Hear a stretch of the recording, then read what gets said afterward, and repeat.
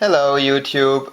Today I want to do a review on my Queen Steel large Stockman knife. I've showed you this knife in an earlier video a few days ago, and now I will do the review. It looks like this. It has I have it in this pouch that I have sewn. So the Stockman pattern like this is one of the most popular traditional American pocket knives or slip joint knives. And the company here, Queen Steel or Queen Cutlery, is also one of the traditional companies that would make knives like this. They started as a company in 1918, so almost 100 years ago. And the factory where they work and where they are still making knives today is yet a little bit older. It's one of the oldest knife factories in the US. And this knife was made in Titusville, Pennsylvania. And as I said, you can still buy a knife from this very factory, from this very company today. It will maybe look a little bit different, but you can buy this knife pattern and yes, a similar knife like this. So this is the large Stockman pattern. It has 3 blades. One is a main blade, is at a clip point, 3 inches long. And on the other side you have 2 more shorter blades. One is a sheep's foot blade here. One is a spay blade, and I will show you these in a minute, but I want to talk about the exterior first a little bit. So you have these handle scales on both sides. They are on most of these knives made from animal bone or from deer stag, but on this knife the scales are made from an artificial material. I think this would be called acrylic. So you have these handle scales here. You have bolsters on both ends on both sides. They're made from nickel silver. Then you have the liners. In this case there's 3 liners, one here outside, one in the middle, and then one on the other side. They're made from brass. Same as the pins on both sides. You have 3 pins each. They're also brass. And then you have the back spring. In this case 2 back springs. One is for the main blade and one is for the other 2 blades, and they are also made from steel. So this is a slip joint knife. There's no locking mechanism. What keeps the blade open and in place are these back springs. So I will show you the blades now. There is the main blade, a clip point blade as I said, so the clip is here. It's 3 inches long, which is 7.5 centimeters. There's some etching here. It says Queen Steel, made in USA, and the name of the model. This is RI4, so it's the Red Eyes number 4. Red Eyes refers to this handle material. This was a special collection in 1994. So you can't buy this anymore, but you can buy a similar knife. And there will always be from this company, there will always be a number on the main blade telling you what kind of a model this is. There's also a blade stamp. In this case, it's a Q with a queen with a crown on it, and there's a knife going through the Q. So that's their logo. And also stamped here is a 94, means 1994 when this knife was made. The other 2 blades don't have any blade stamps and also don't have any etchings. So this main blade is slightly longer than what you would have on your Swiss Army knife, which is 7 centimeters long normally, and so this main blade is half a centimeter longer. Doesn't sound that much, but it really makes a difference, and I do like this because I am using this main blade for food only, so for cutting fruit or maybe other foods that I want to prepare when I'm outside, but it's mainly for fruit. And so if you want to peel an apple or cut an orange, I do enjoy the extra length. Makes it a lot easier, less cumbersome, and less likely to get fruit juice into your springs and so forth. So then the next blade we have is a sheep's foot blade. It's the second longest blade. Looks like this. So the sheep's foot goes like this, right? And the edge is straight, and it also has a little bit of angle. It's maybe tough to see, a little bit of angle here, so this helps you to work downwards onto a surface. it's pretty nice. The length is 2 3/8 of an inch, which is about 5.7 centimeter. And so you have a pointy tip here and a straight edge. This is good for crafting things or for working with paper where you will do these draw cuts. Also for rougher work it's good because the edge is straight. And then the last blade is the spay blade, which looks like this. It's somewhat similar to a pen blade that you would have on your Swiss Army knife, like the small pen blade.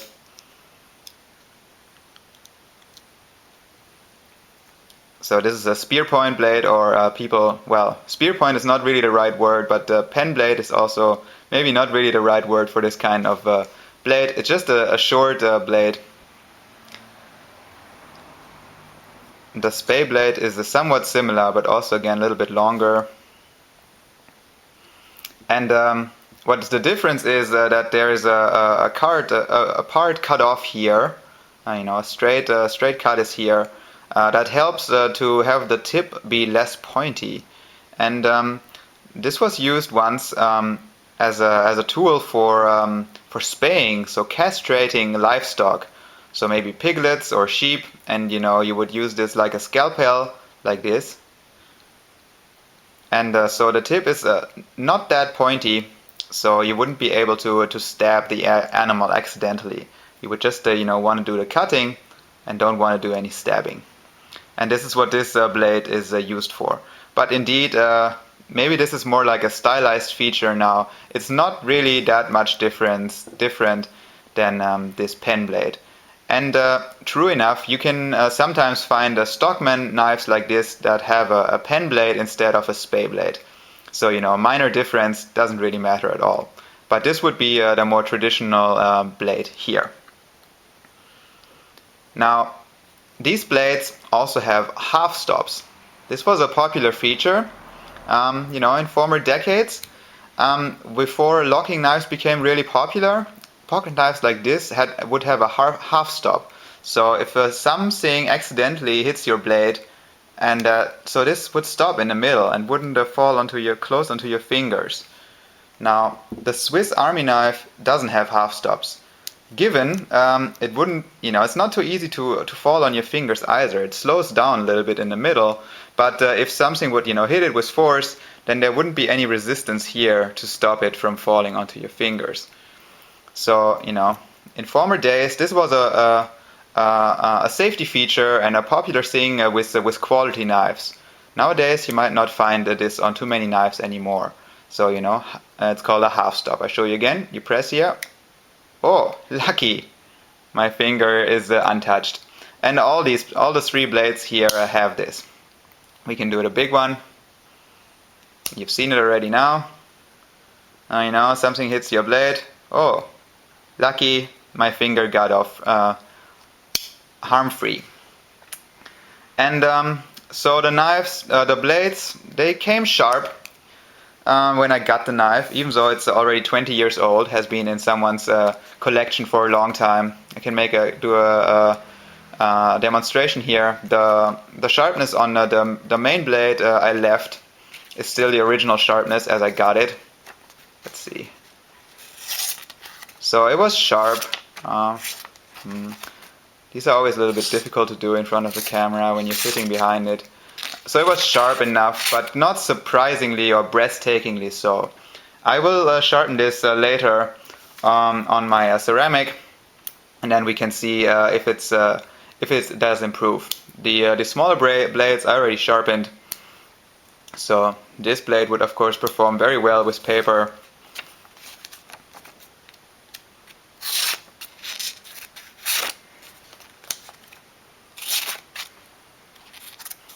Again, these are sometimes a little hard to do when you're sitting behind the camera.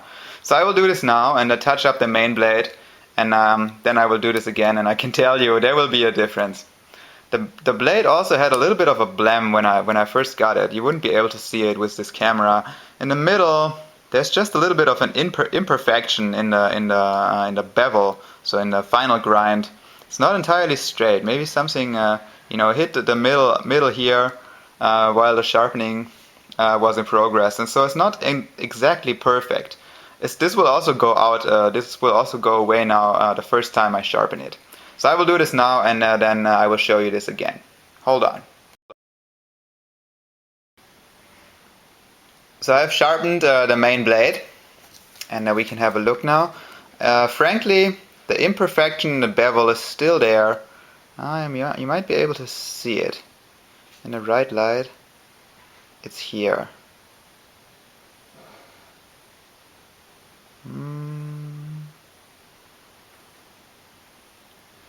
Probably not. It's still there, but it doesn't seem to affect the performance or anything. And again, hard to do in front of the camera, but it's now, yeah, pretty sharp. So that's very good. This can easily slice up oranges and apples, no problem. One more time. Yeah.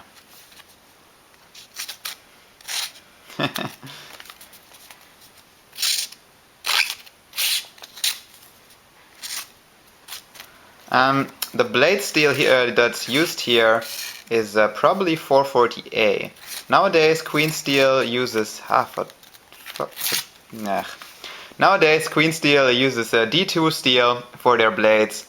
Before that, they used ATS 34, and before that, they used either 440C or 440A. This is either 440C or 440A, and before that, they used 440C exclusively, and before that, they used carbon steel because that's way back in the days when there was pretty much nothing but carbon steel to use. And so that's maybe not the greatest steel these days, but for a knife like this, it's quite suitable. For light task, easy to sharpen, and yeah, so that's okay. The finish on the knife is really nice. I really can't complain about this much. The back springs are very smooth. And if you would take a flashlight and try to shine light through it, you'd find they are flush. There's no gaps here between the parts. Also here, the parts line up reasonably well. On one of the bolsters, there's a little bit of a gap here, a little bit more than on the other sides, but that's still fine. The blade centering is good. I'm not sure how well you can see this. So you have the main blade here centered, and then these two blades on one layer next to each other. So that's okay. And the pins are flush, and the handle material is just really nice to look at. This red ice. The shield here is polished and also sits flush. So it's really a nice knife to play with and have in your pocket, take out now and then, play with some more, and it's useful because you can assign tasks to each blade. So as I said, the clip point blade for me, that's only for preparing food. So this always will be very clean and sharp. So when there's an apple that comes along, this will cut that up. Then you have the sheep's foot blade, which you can use for rougher tasks because it's bigger, and a utility blade can open packages. Can work with wood if you wanna, drill some holes in woods or something, or do some carving. That's the blade for that.